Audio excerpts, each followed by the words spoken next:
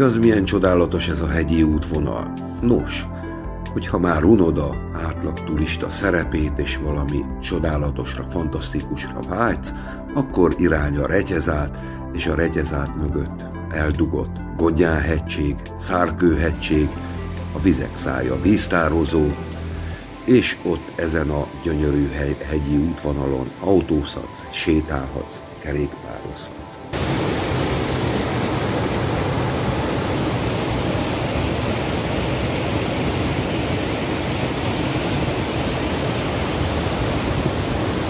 A kisfilmünk elkészítését támogatta az Erdélyi Túrák magazin, amit most kedvezménnyel megrendelhetsz a honlapunkon keresztül.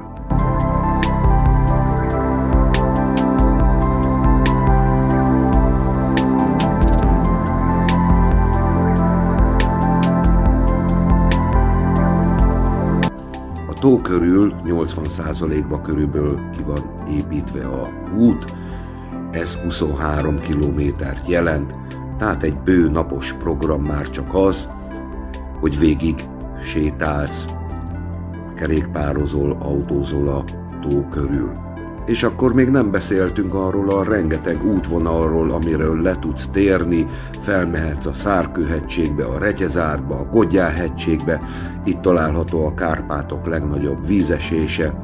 Egy fantasztikus helyszín, a vadon mélyén, hiszen itt a tóhoz a legközelebbi lakott település olyan 20 kilométerre van körülbelül. Télen, nyáron, ősszel is érdemes felkeresni. Télen is fel lehet könnyedén keresni, hiszen a tó egy természetes, nem természetes tó, hanem egy víztározó, és mivel a gátat őrzik, így télen is legalább a gátig el lehet jönni autóval, hiszen takarítják az utat. Nos, hát ajánlom mindenkinek a figyelmébe a Vizek-szája víztározót, amit a Regyezát, Godján és Szárkő-hegység találkozásánál találhattok meg. Keressétek fel, érdemes.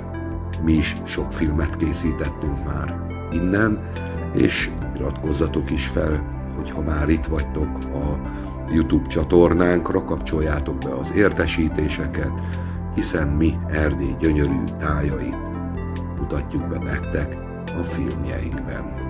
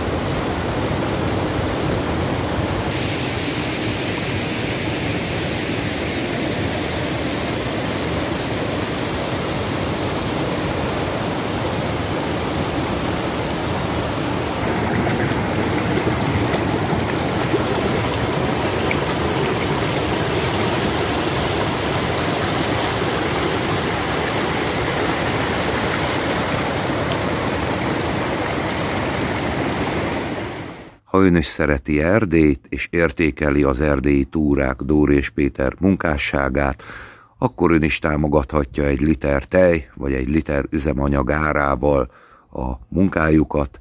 Kattintson a YouTube csatorna felületén a csatlakozás gombra, és ott kiválaszthatja azt az összeget, amivel hozzájárul ahhoz, hogy még szebb filmeket készítsen Dóri és Péter, az erdélyi túrák. Köszönjük!